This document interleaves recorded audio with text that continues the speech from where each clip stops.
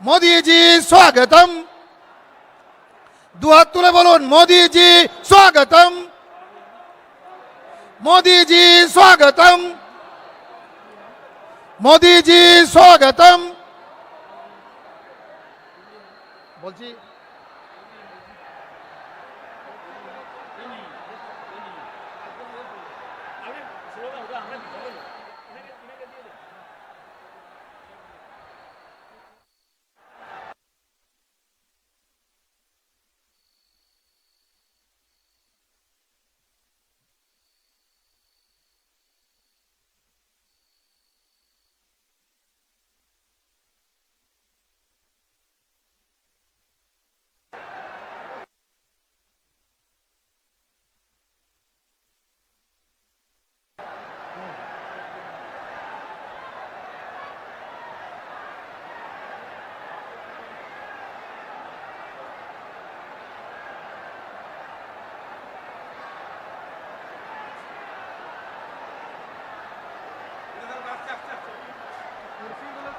मोदी जी स्वागतम,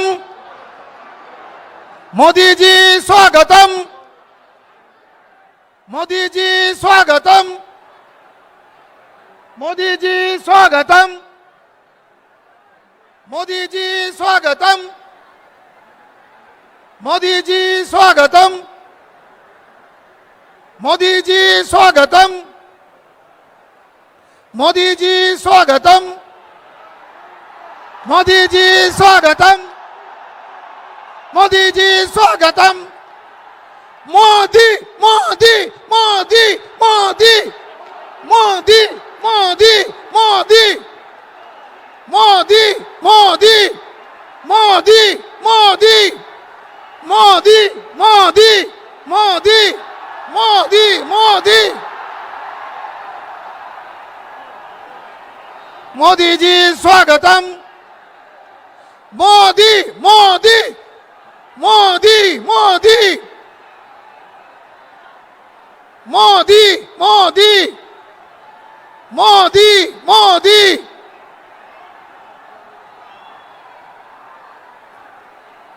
মোদিজি আমাদের মধ্যে এসে গেছেন। আপনারা শান্ত হয়ে বসে পড়ুন। ওনার মূল্যবান বক্তব্য রাখবেন আপনাদের সামনে। আমাদের যুগ পুরুষ উনি আমাদের সামনে এসে গেছেন।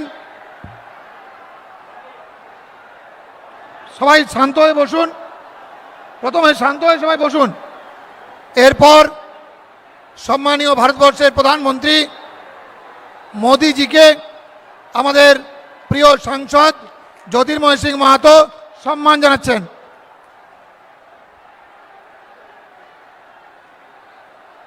সবাই শান্ত হন।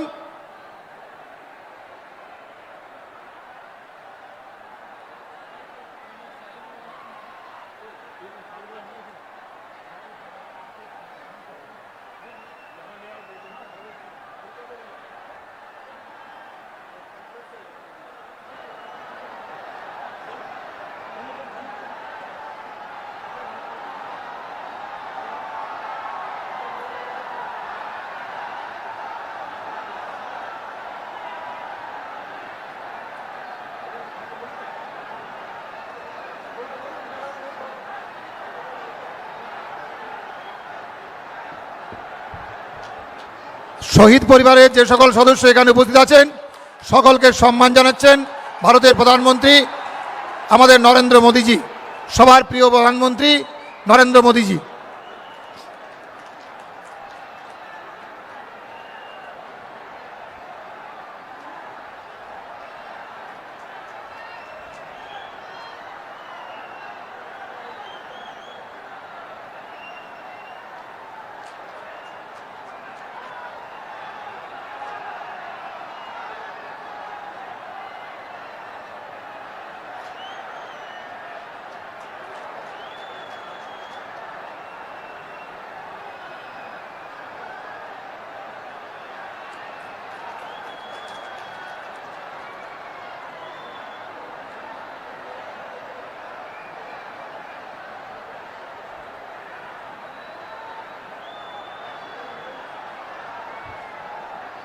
এরপর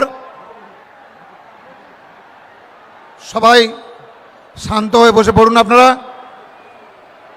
স্বাগত জানাবেন ভারতীয় জনতা পার্টির পুরুলিয়া জেলার পুরুলিয়া লোকসভার প্রিয় সাংসদ, প্রিয় নেতা, সম্মানীয় জ্যোতির্ময় সিং মাহাতো মহাশয়।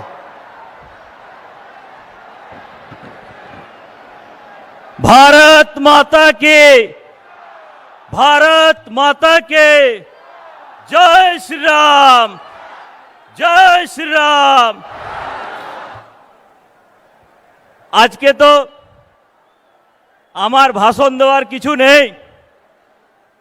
যে বিশ্ব দরবারের সব থেকে লোকপ্রিয় নেতা পুরুলিয়ার যে পুণ্যভূমিতে উপস্থিত হয়েছেন, ভারতবর্ষের এই শুধু নয়, সারা পৃথিবীর সব থেকে লোকপ্রিয় নেতাকে এই জঙ্গলমহলের পুণ্যভূমি পুরুলিয়াতে আমি স্বাগত জানাচ্ছি। উপস্থিত আছেন কেন্দ্র সরকারের ক্যাবিনেট মন্ত্রী, ঝাড়খণ্ডের প্রাক্তন মুখ্যমন্ত্রী মাননীয় অর্জুন মুন্ডা মহাশয়, তাকেও আমি স্বাগত জানাচ্ছি। স্বাগত জানাচ্ছি। এক্ষুনি মঞ্চে এসে উপস্থিত হয়েছেন আমাদের রাষ্ট্রীয় সাধারণ সম্পাদক সম্মানীয় কৈলাস বিজয়বর্গীয়জি, তাকেও আমি স্বাগত জানাচ্ছি। উপস্থিত আছেন আমাদের রাঢ়বঙ্গজনের পর্যবেক্ষক তথা রাজ্যের অন্যতম সহসভাপতি সম্মানীয় রাজু ব্যানার্জি মহাশয়। এখনই উপস্থিত হয়েছেন আজসু পার্টির সভাপতি সম্মানীয় সুদেশ মাহাতো মহাশয়, এবং আমাদের মাঝের সারিতে যারা আছেন এই বিধানসভার 9 জন প্রার্থী, তাদেরকেও আমি স্বাগত জানাচ্ছি। উপস্থিত আছেন ভারতীয় জনতা পার্টির পুরুলিয়া জেলার সকল পদাধিকারীগণ, ঝাড়খণ্ড রাজ্যের প্রাক্তন সভাপতি, এই প্রোগ্রামের খুব পরিশ্রম করে সহযোগিতা করেছেন ডক্টর রবীন্দ্র রায় মহাশয়। উপস্থিত আছেন আমাদের জেলার পর্যবেক্ষক বিবেকানন্দ ভট্টাচার্য মহাশয়, এবং সামনেতে যারা দাঁড়িয়ে আছেন, বসে আছেন, রোদের মধ্যে আছেন, সেই লক্ষ লক্ষ পুরুলিয়ার বাসীকে আমি নমন করে এবং তাদের পক্ষ থেকেও মাননীয় প্রধানমন্ত্রীকে আমি স্বাগত জানাই। আমি সংক্ষেপের মধ্যে বলতে চাই, মাননীয় প্রধানমন্ত্রীর নেতৃত্বে 6.5 বছর ধরে ভারতবর্ষের যা বিকাশ হয়েছে তার এই বিপরীত হয়েছে 10 বছরে পশ্চিম বাংলাতে। জঙ্গলমহলের বর্তমান পরিস্থিতি হাহাকার।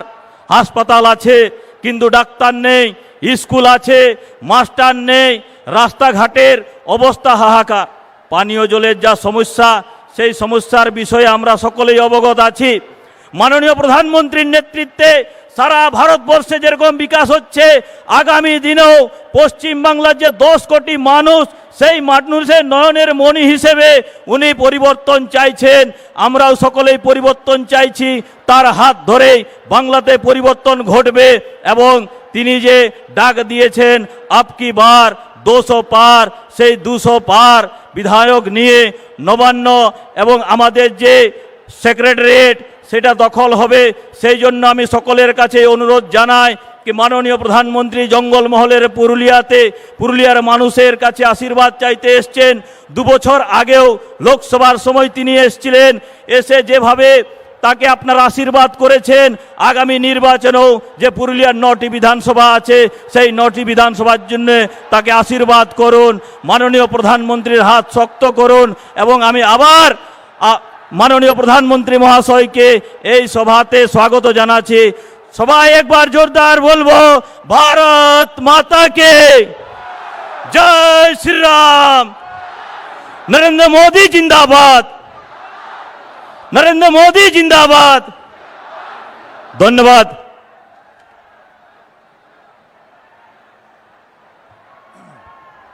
ধন্যবাদ আমাদের প্রিয় সাংসদ সম্মানীয় জ্যোতির্ময় সিং মাহাতো মহাশয়কে ওনার মূল্যবান বক্তব্য রাখার জন্য।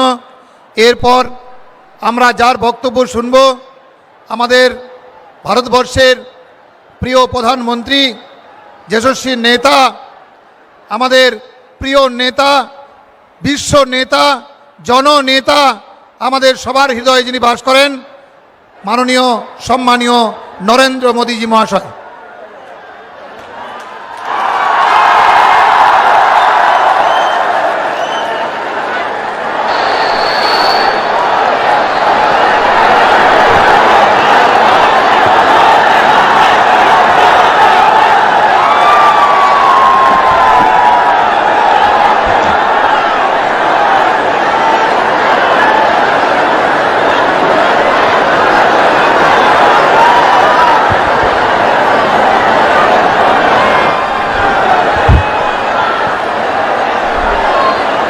भारत माता की, भारत माता की। नमस्कार। আপনারা কেমন আছেন? আমি এই রাঙ্গামাটির দেশে পা রেখে নিজেকে অনেক ভাগ্যশালী মনে করছি।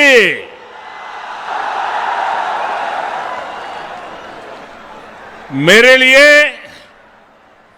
ये बहुत सुखद है कि आज जब देश आजादी का अमृतोत्सव मना रहा है, तब मैं जंगल महल की इस पवित्र धरती पर आने का मुझे सौभाग्य मिला है। ऋषि निवारण चंद्र, मानभूम केसरी अतुल चंद्र घोष,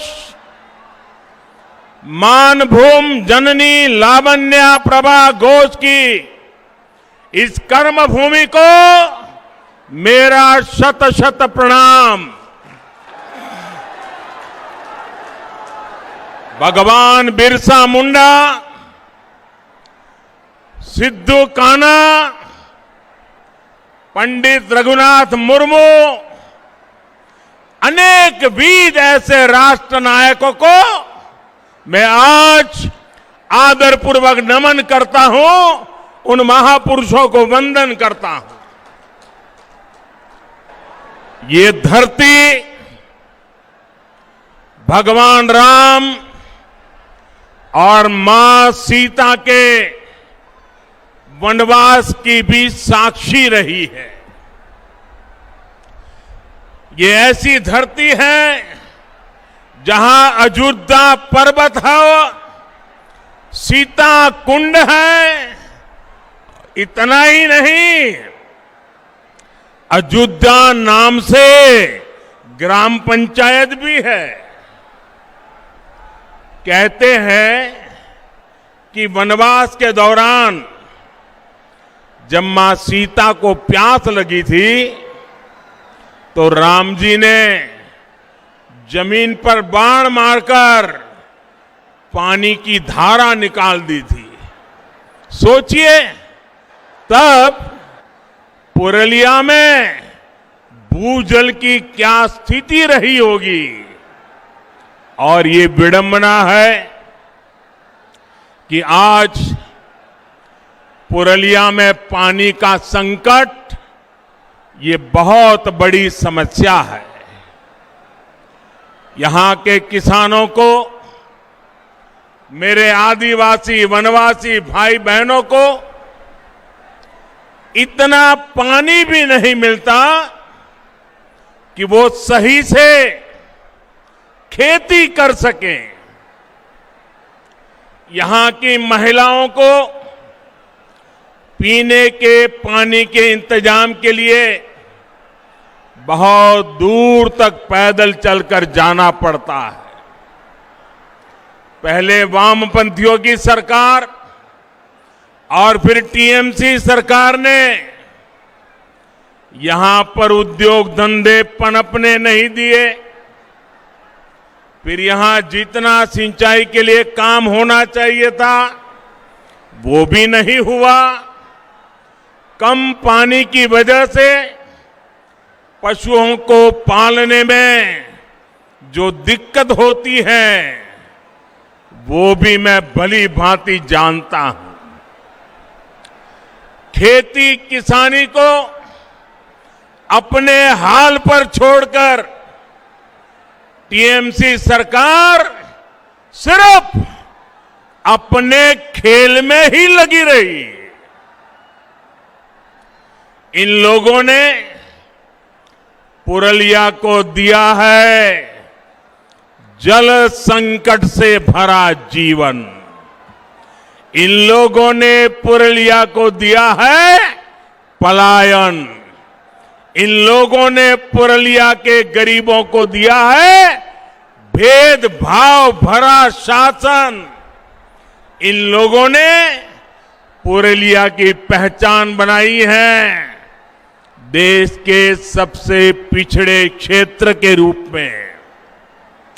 ये लोग कैसे काम करते हैं इसका बहुत बड़ा उदाहरण है Purulia piped water supply project. 8 साल हो गए ये अब तक अधूरा पड़ा है। साहेब बांध सरोवर की स्थिति भी आपके सामने है। यहां के किसानों को, यहां के लोगों को इसका जवाब कौन देगा दीदी? दीदी ये लोग आपसे जवाब मांग रहे हैं। जवाब मांग रहे हो कि नहीं मांग रहे हो? दीदी ने जवाब देना चाहिए कि नहीं देना चाहिए? दीदी ने अपना काम का हिसाब देना चाहिए कि नहीं देना चाहिए? अरे दीदी, बोछोरेर पोर बोछोर धोरे एकटा सेतुओ तैरी করতে পারলো না তৃণমূল। এখন বলছে উন্নয়নের কথা। और इसलिए आज मैं पुरलिया के लोगों को, पूरे जगल महल क्षेत्र के लोगों को विश्वास दिलाने के लिए आया हूं। बंगाल में भाजपा सरकार बनने के बाद आपकी इन दिक्कतों को प्राथमिकता के आधार पर दूर किया जाएगा। जब बंगाल में डबल इंजन की सरकार बनेगी, एक दिल्ली का इंजन और दूसरा बंगाल का इंजन, जब डबल इंजन की सरकार बनेगी तो यहां विकास भी होगा और आपका जीवन भी आसान बनेगा। यहां पुरलिया में तो टूरिज्म की भी इतनी संभावना है। यहां पर हैंडीक्राफ्ट का इतना बेहतरीन काम होता है, इन सभी को बढ़ावा दिया जाएगा। भाइयों और बहनों, इस क्षेत्र जैसा ही जल संकट देश के अन्य क्षेत्रों में भी रहा है। जहां जहां भाजपा को सेवा करने का मौका मिला, भाजपा सरकारों ने वहां सैकड़ों किलोमीटर लंबी पाइपलाइनें बिछाई, हजारों तालाब बनवाए और आज इन क्षेत्रों में पानी का संकट तेजी से दूर हो रहा है। पानी की उपलब्धता बढ़ी है तो आज वहां के किसान अलग अलग तरह की फसलों को उगाने लगे हैं। अब यही काम बंगाल के उन सभी क्षेत्रों में भी किया जाएगा जहां पानी की दिक्कतें हैं। साथियों, पुरलिया सहित इस पूरे क्षेत्र में विकास की असीम संभावनाएं हैं। इसके लिए इस क्षेत्र की कनेक्टिविटी को सुधारना बहुत जरूरी है।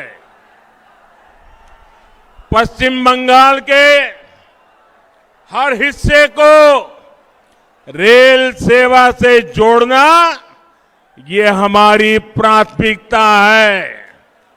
इस समय पश्चिम बंगाल के अलग अलग हिस्सों में करीब 50,000 करोड़ रुपए के प्रोजेक्ट के लिए स्वीकृति दे दी गई है। पूर्वी भारत के विकास को नई बुलंदी देने का सामर्थ्य रखने वाले ईस्टर्न डेडिकेटेड फ्रेट कॉरिडोर का एक सेक्शन शुरू भी हो चुका है। 2 मई के बाद यहां जब भाजपा सरकार बनेगी तो पश्चिम बंगाल में जो डानकुनी तक का सेक्शन है उस पर भी तेजी से काम शुरू कर दिया जाएगा। पुरलिया भी इस कॉरिडोर से जुड़ेगा और यहां उद्योगों के लिए, रोजगार के लिए अनेक अवसर बनेंगे। रेल के अलावा रोड कनेक्टिविटी को भी सशक्त किया जा रहा है। इस वर्ष के केंद्र सरकार के बजट में पश्चिम बंगाल में हाईवे का सिस्टम मजबूत करने के लिए हजारों करोड़ रुपयों की भी विशेष व्यवस्था की गई है। साथियों, 2 मई के बाद जब यहां भाजपा सरकार बनेगी तो पुरलिया सहित इस पूरे क्षेत्र में ऐसी व्यवस्थाएं बनाई जाएगी ताकि लोगों को पलायन के लिए मजबूर न होना पड़े।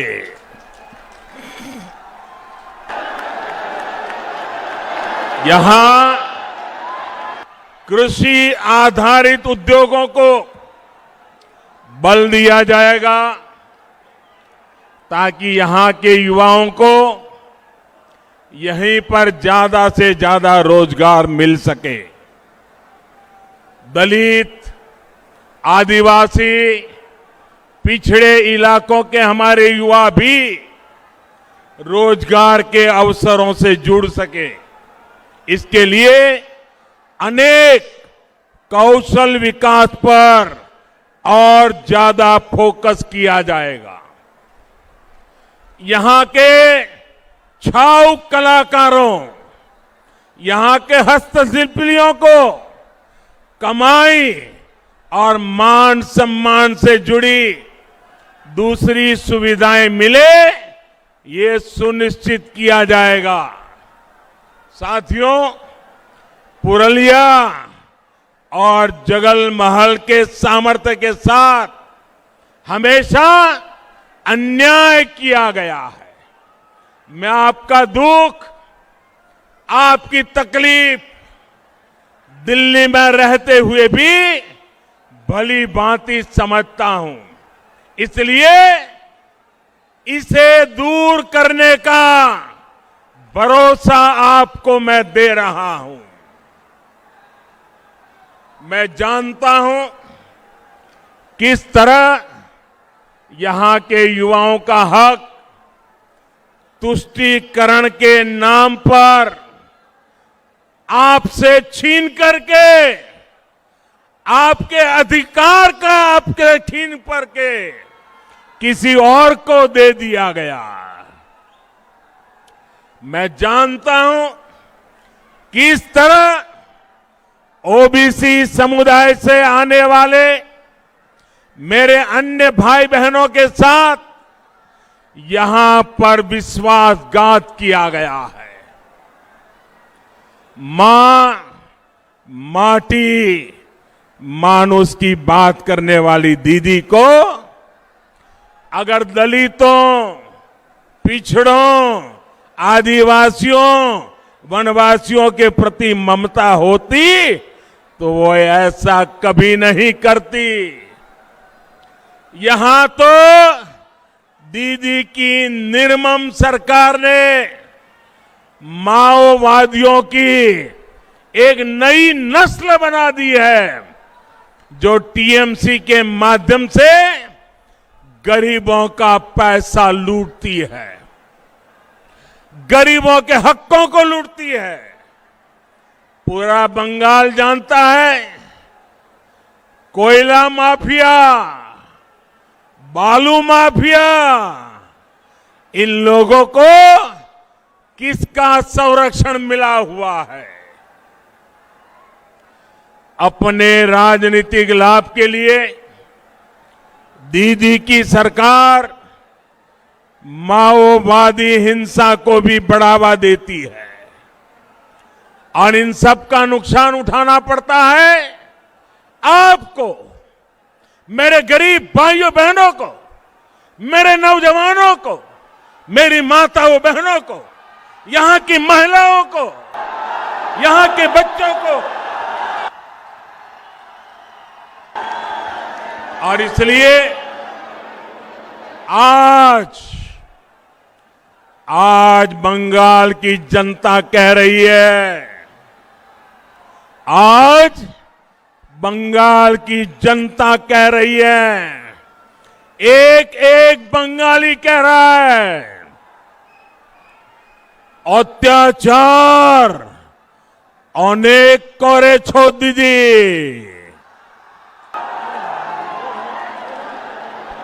ভয় দেখানোই তোমার অস্ত্র, রুখে দাঁড়াবে এবার বাংলার মানুষ মা দুর্গার আশীর্বাদে করবে তোমায় পরাস্ত।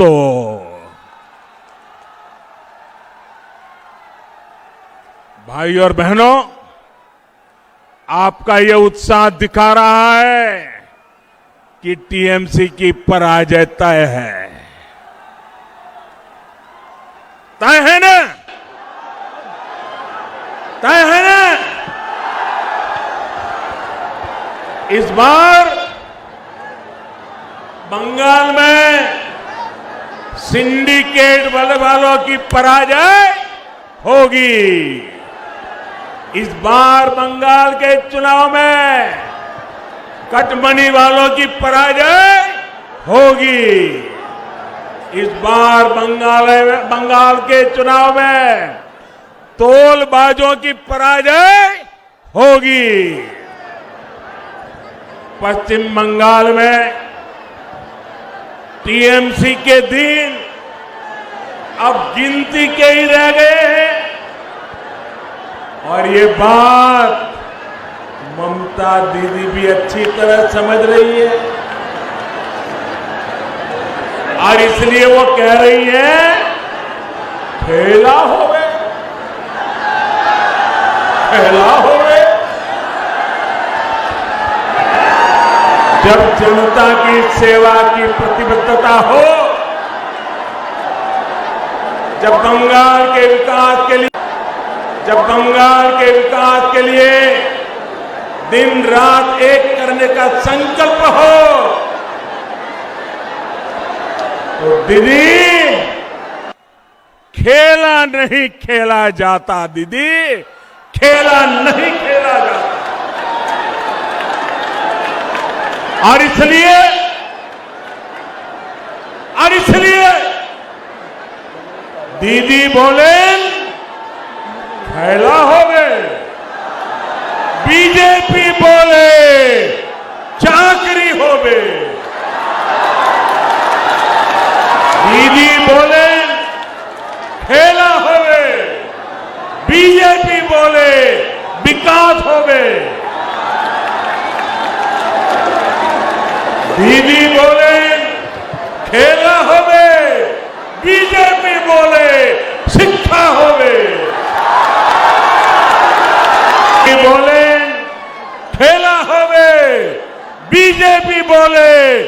মহিলাদের উত্থান হবে।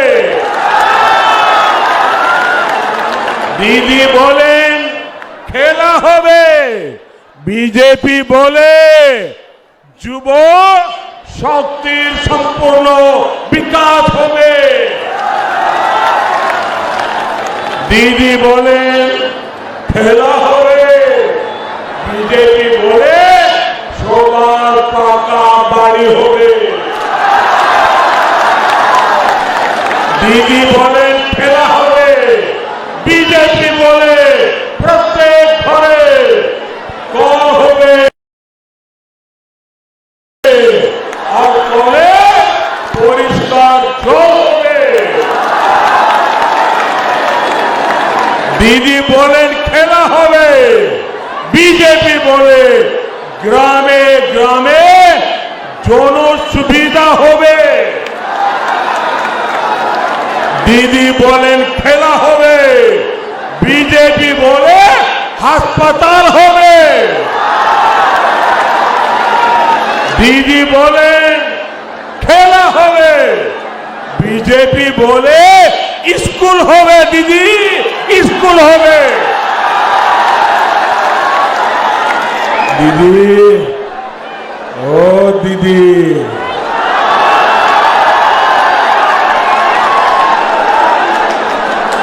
বাংলার ভাই বোনেদের চিন্তার খেলা আপনি 10 বছর খেলেছেন।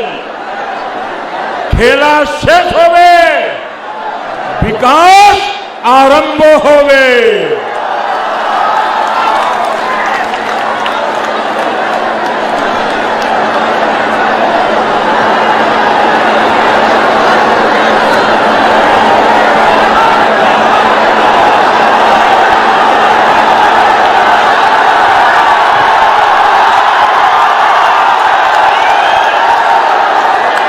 आपका ये प्यार, आपका ये आशीर्वाद, ये बंगाल का मिजाज है। साथियों,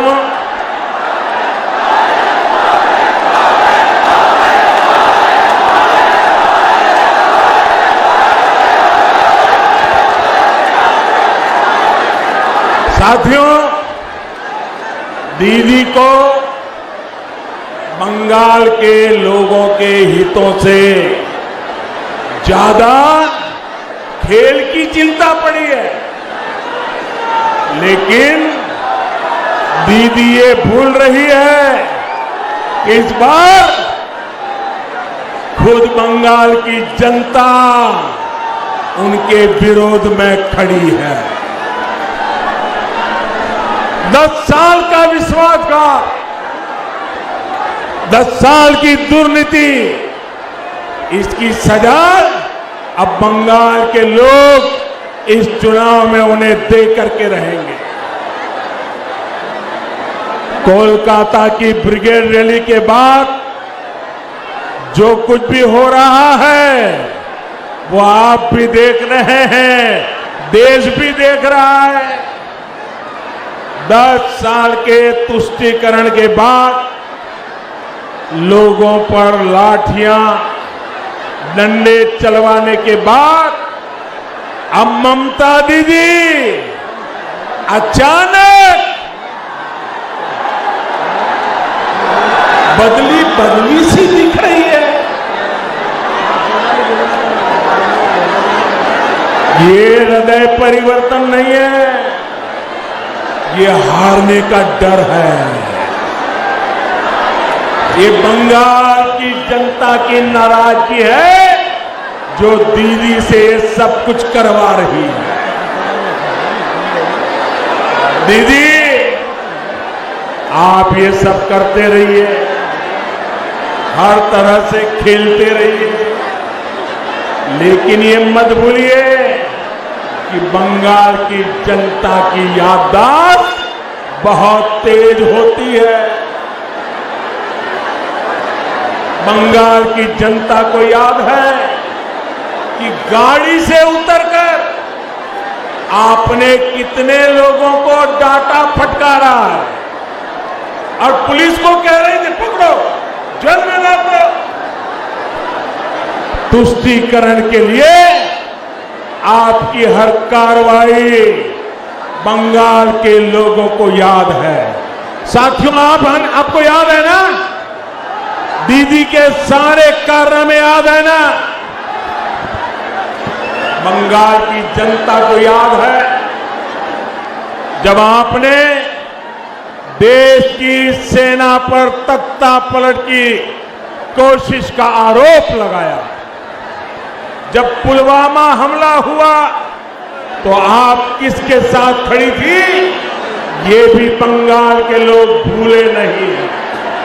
साथियों, 2-3 दिन पहले दिल्ली की एक अदालत ने एक बहुत बड़ा फैसला सुनाया। ये फैसला बाटला हाउस एनकाउंटर से जुड़ा है। इस एनकाउंटर ने भारत में आतंकवाद और आतंकवाद के पीछे जो ताकतें हैं उनके असली चेहरे को उजागर कर दिया।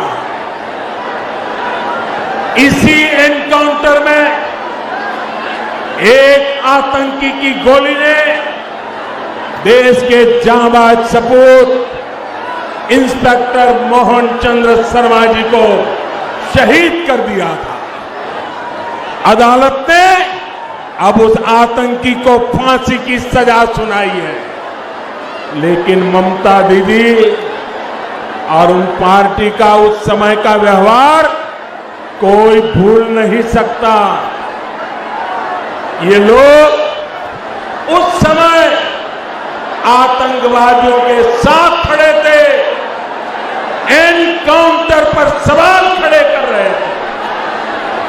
तुष्टीकरण के लिए ये लोग किस हद तक जा सकते हैं, ये इसका बहुत बड़ा उदाहरण है। बंगाल में घुसपैठ को हवा देने के पीछे भी वजह एक ही है, तुष्टीकरण, वोट बैंक की सियासत। देश को वंदे मातरम का पाठ पढ़ाने वाली इस पवित्र धरती पर दीदी के इस व्यवहार की उम्मीद किसी को नहीं थी। इसलिए बंगाल के लोग बहुत पहले से मन बना चुके हैं।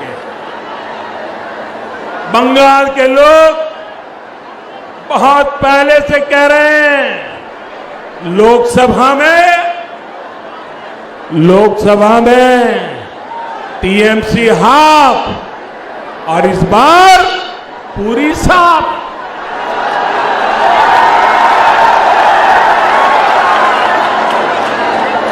लोगों का ये इरादा देख दीदी अपनी खींच मुझ पर निकाल रही है। वो क्या क्या नहीं कह रहे, वो भाजपा के कार्यकर्ताओं पर भी भड़की हुई है। लेकिन हमारे लिए तो देश की करोड़ों बेटियों की तरह दीदी भी भारत की एक बेटी है, जिनका सम्मान हमारे संस्कारों में रचा बसा। और इसलिए जब दीदी को चोट लगी तो हमें भी चिंता हुई। मेरी भगवान से प्रार्थना है कि उनके पैरों की चोट जल्द से जल्द ठीक हो। भगवान के प्रार्थना कोरी आपनी शीघ्र ही सुस्थो हो उठे। साथियों, पश्चिम बंगाल तभी प्रगति कर सकता है जब विकास प्रक्रिया में सभी साझेदार एक साथ आ सके। लेकिन दलित दीदी ने बंगाल के दलितों, पिछड़ों, आदिवासियों, वनवासियों को कभी अपना साझेदार माना ही नहीं। बीते 10 सालों में कट, कमीशन और तोलाबाजी कल्चर का सबसे बड़ा नुकसान बंगाल के गरीब, बंगाल के दलित, बंगाल के वंचित, बंगाल के आदिवासी को ही हुआ है। यहां जो लाखों गरीबों को पक्के घर मिल रहे हैं, उसमें भी टीएमसी के तोलाबाज हर कदम पर अड़ंगा लगाते हैं। केंद्र से गरीब के लिए सस्ता चावल भेजा जाता है, उसको भी टीएमसी के तोलाबाज नहीं छोड़ते। बीते साल कोरोना के समय जब महीनों तक मुफ्त चावल और दाल का प्रबंध किया गया, तो दीदी के तोलाबाजों ने उसमें भी घोटाला कर दिया। साथियों, आप याद करिए, जब अम्फान साइक्लोन आया और बंगाल की जनता राज्य सरकार की ओर उम्मीद लगाए देख रही थी, तो दीदी ने क्या किया था?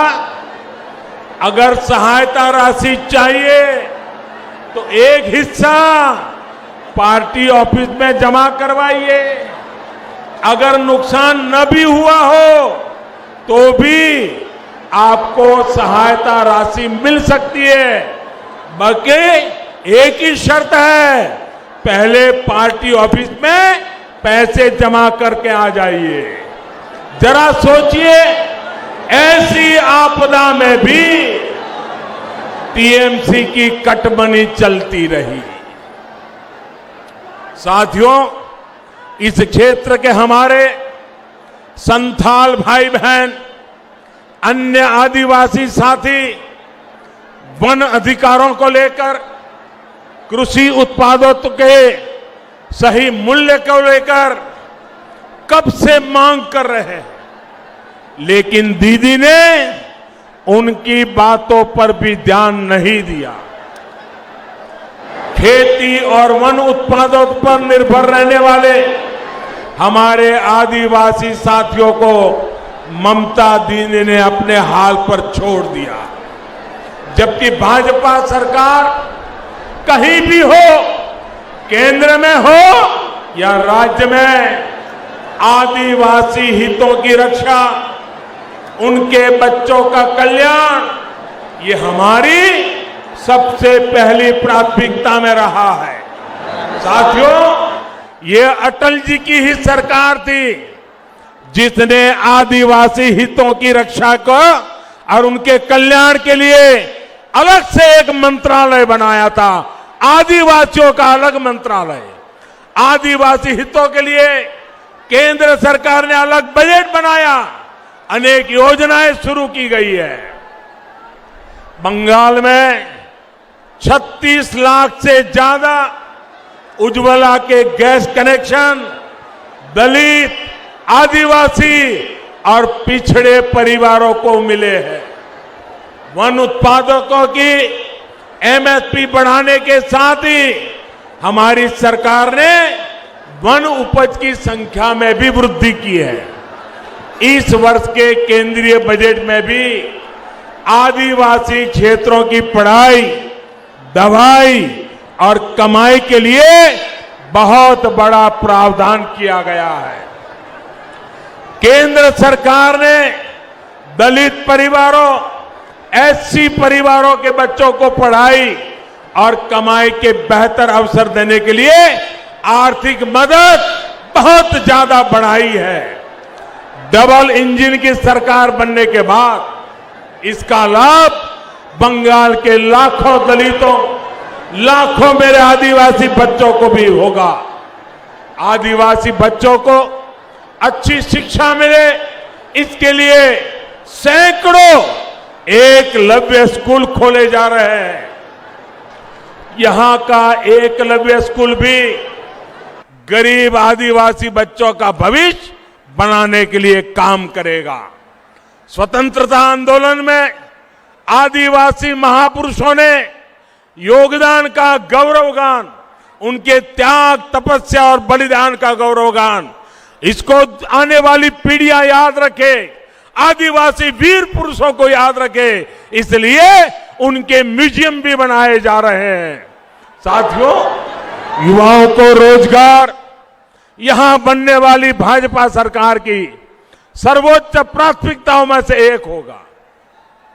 यहां की भर्ती परीक्षाओं में जो खेल टीएमसी सरकार ने खेले हैं, वो सारे खेल बंद किए जाएंगे। जो युवा जो शिक्षक परीक्षा देने के बाद बरसों से इंतजार कर रहे हैं, उनकी मुश्किलें भी दूर की जाएगी। राज्य सरकार में जो कर्मचारी कॉन्ट्रैक्ट पर है, सभी की स्किल और ज्यादा बढ़े, वो और अच्छी तरह से बंगाल के विकास में योगदान कर सके, इस पर भी बहुत जोर दिया जाएगा। राज्य सरकार के जो बाकी कर्मचारी हैं, उन्हें भी ममता सरकार द्वारा अनेक सुविधाओं और मान देनों से वंचित रखा गया है। भाजपा सरकार में ये सारी विसंगतियां दूर की जाएगी। साथियों, भाजपा की केंद्र सरकार की नीति है डीबीटी यानी डायरेक्ट बेनिफिट ट्रांसफर। पश्चिम बंगाल में दीदी सरकार की नीति है टीएमसी यानी ट्रांसफर माय कमीशन। हम डीबीटी वाले हैं जो डायरेक्ट बेनिफिट ट्रांसफर की बात करते हैं, वो टीएमसी ट्रांसफर माय कमीशन में ही डूबे हुए। यहां आयुष्मान योजना क्यों नहीं लागू हुई? क्योंकि ट्रांसफर माय कमीशन नहीं हो पाया। यहां किसानों के बैंक खातों में हजारों रुपए जाने से क्यों रोक दिया गया? क्योंकि ट्रांसफर माय कमीशन नहीं हो पाया। अब आप ही बताइए साथियों, पश्चिम बंगाल में भाजपा सरकार चाहिए कि नहीं चाहिए? पश्चिम बंगाल का विकास चाहिए कि नहीं चाहिए? पश्चिम बंगाल के नौजवानों का भविष्य चाहिए कि नहीं चाहिए? पश्चिम बंगाल के आदिवासियों को हक मिलना चाहिए कि नहीं मिलना चाहिए? पश्चिम बंगाल की माताओं बहनों को सम्मान मिलना चाहिए कि नहीं मिलना चाहिए? बस आपका यही जोश हर सिंडिकेट, हर टोला बाज का होश उड़ा रहा है। और इसलिए दीदी को आपके जनधन बैंक खातों से डर लगता है। बंगाल में खुले करोड़ों जनधन खाते, आपका हक आपको ही मिले, इसकी गारंटी है।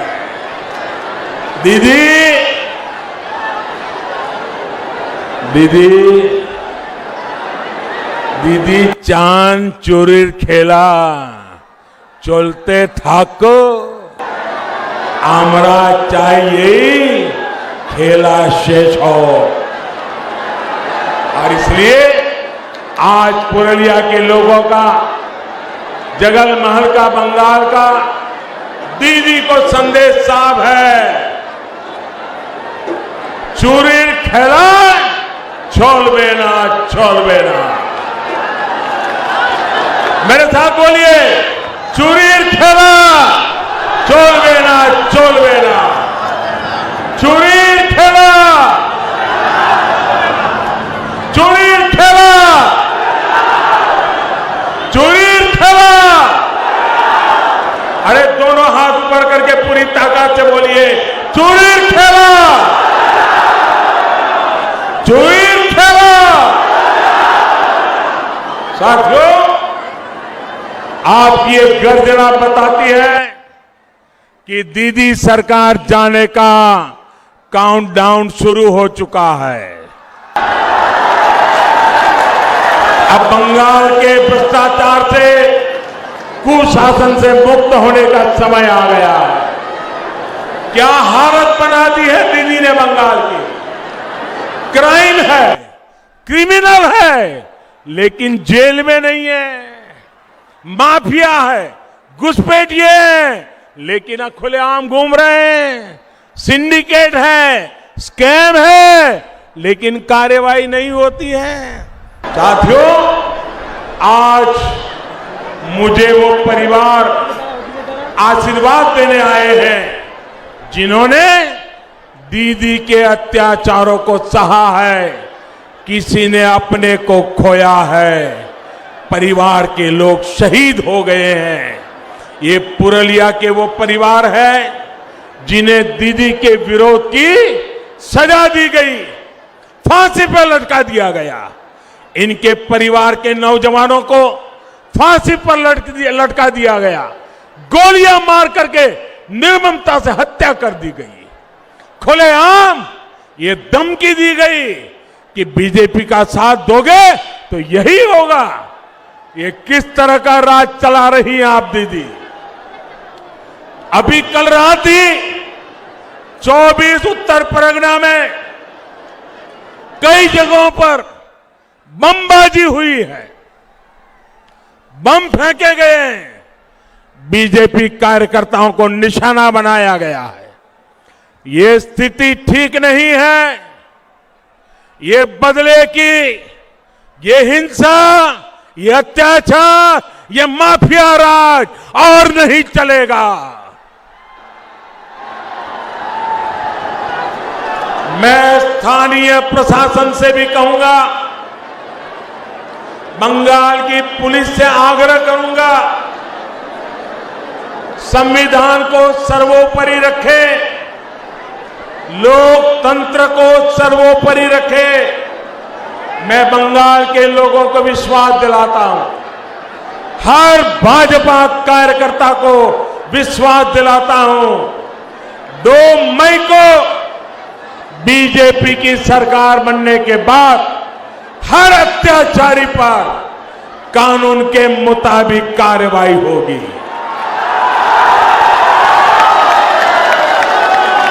बीजेपी की सरकार में कानून का राज फिर से स्थापित किया जाएगा।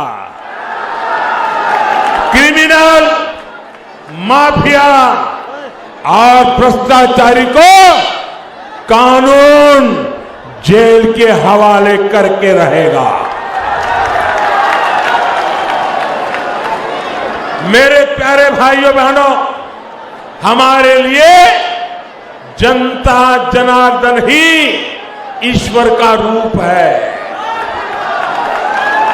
130 करोड़ देशवासी यही हमारे परमात्मा है। उनकी प्रतिष्ठा, उनका पराक्रम, उनकी सेवा के लिए हम जी जान से जुटे हैं। हम रामकृष्ण परमहंस की सीख को जीवन में उतारने वाले रामकृष्ण परमहंस देव ने कहा था, जीव में ही शिव को देखो। हम जीव में ही शिव को देख करके 130 करोड़ देवता रूप देशवासियों की सेवा करने में लगे हुए हैं। हम सबको मिलकर गुरुदेव रविंद्रनाथ ठाकुर, नेताजी सुभाष चंद्र बोस, स्वामी विवेकानंद जैसे महान व्यक्तित्वों के सपनों को, उन सपनों को साकार करते हुए सोनार बांग्ला का फिर से निर्माण करना है। वो सोनार बांग्ला जहां बंगाल के स्वर्णिम गौरव का समावेश होगा और आत्मनिर्भर का सामर्थ्य होगा। वो सोनार बांग्ला जहां हर गरीब, मजदूर, आदिवासी, किसान भाई बंधु एक सम्मानित जीवन जिए। वो सोनार बांग्ला जहां की मां, बहन, बेटी सब सुरक्षित और भय मुक्त रहे। वो सोनार बांग्ला जहां के युवाओं के पास शिक्षा और रोजगार के भरपूर अवसर हो। वो सोनार बांग्ला जहां उद्योगों की कोई कमी न हो। वो सोनार बांग्ला जहां तोलाबाजी, कटमनी, सिंडिकेट जैसे भ्रष्टाचार के लिए कोई जगह न हो। वो सोनार बांग्ला जहां गुंडे, अपराधी, उग्रवादियों की जगह जेल में हो, सड़कों पर न हो। वो सोनार बांग्ला जहां सबके पास एक आवास हो, हर घर सब जान पहुंचे, आयुष्मान भारत का साथ रहे। आज पूरा बंगाल हमारी भारतीय जनता पार्टी के साथ मिलकर इसी सोनार बांग्ला के पुनर्निर्माण के लिए संकल्पबद्ध है। मैं देख रहा हूं बंगाल की यह धरती सोनार बांग्ला का अब और इंतजार नहीं कर सकती। इसलिए अब यह तय हो गया है 2 मई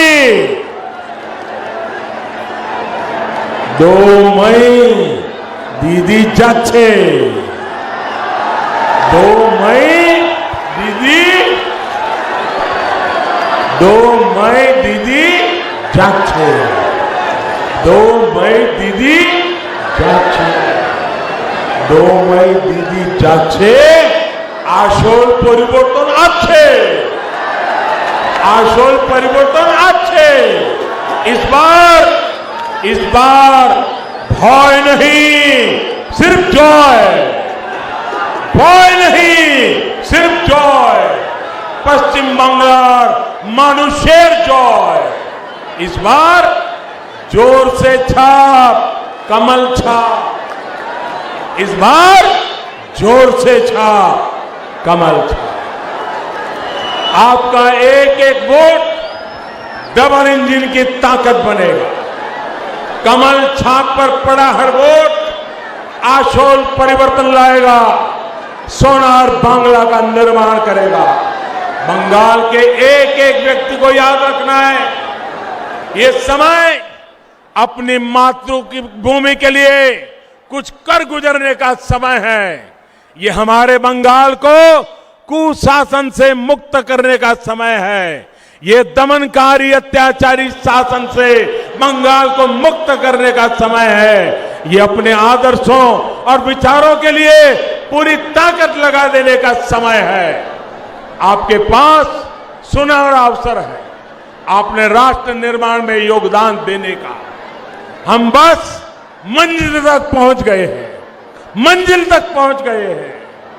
आशोल परिवर्तन के संकल्प के साथ हम यहां से अपने गांव, अपने घर जाएंगे और घर घर ये संदेश पहुंचाएंगे, एक एक परिवार तक पहुंचाएंगे। पहुंचाएंगे ना? घर घर जाएंगे, लोगों को बताएंगे, मतदान करवाएंगे, कमल खिलाएंगे, सोनार बांग्ला बनाएंगे। इसी आग्रह के साथ आप सभी का बहुत बहुत धन्यवाद। मेरे साथ पूरी ताकत से बोलिए, दोनों हाथ ऊपर करके बोलिए, भारत माता की, भारत माता की, भारत माता की। वंदे वंदे वंदे वंदे वंदे वंदे वंदे वंदे।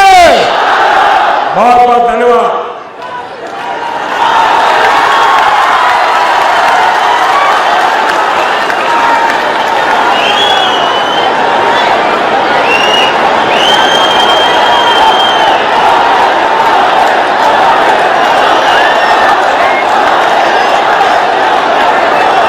ধন্যবাদ। ভারতের প্রধানমন্ত্রী, প্রিয় নেতা, বিশ্ব নেতা মাননীয় নরেন্দ্র মোদীজিকে ওনার সুন্দর বক্তব্য রাখার জন্য, মূল্যবান বক্তব্য রাখার জন্য আমরা মঞ্চের সমস্ত নেতৃত্ববর্গকে সম্মান জানিয়ে এবং কর্তব্যরত পুলিশ প্রশাসন থেকে শুরু করে প্রশাসনের সমস্ত ব্যক্তিকে, সাংবাদিক বন্ধুগণকে এবং সমস্ত ভারতীয় জনতা পার্টির কার্যকর্তাগণ যারা এসেছেন সবাইকে ধন্যবাদ জানিয়ে আজকের সভার কাজ এখানেই সমাপ্তি ঘোষণা করা হচ্ছে।